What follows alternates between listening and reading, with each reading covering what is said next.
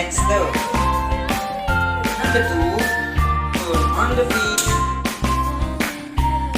and place the pan on the stove.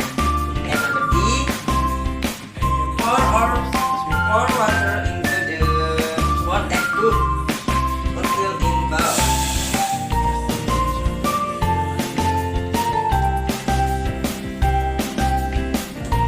Number 4, after boiling, enter the instant noodles. Turn on the fire and place the pan on the stove.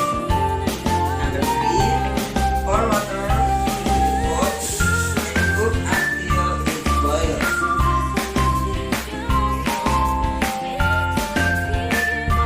Number 4, after boiling, enter the instant noodles.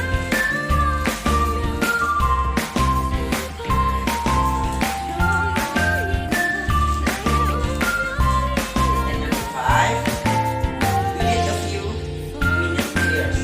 And number 6, prepare the seasoning.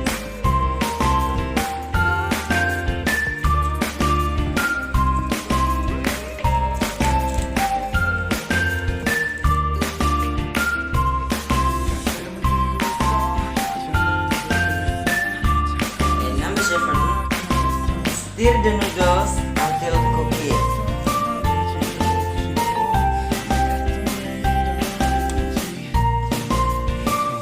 Number 8, once cooked, fry the noodles.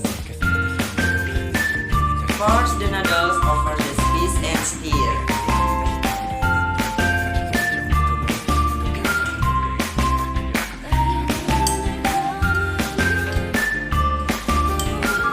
Number 10, the noodles are ready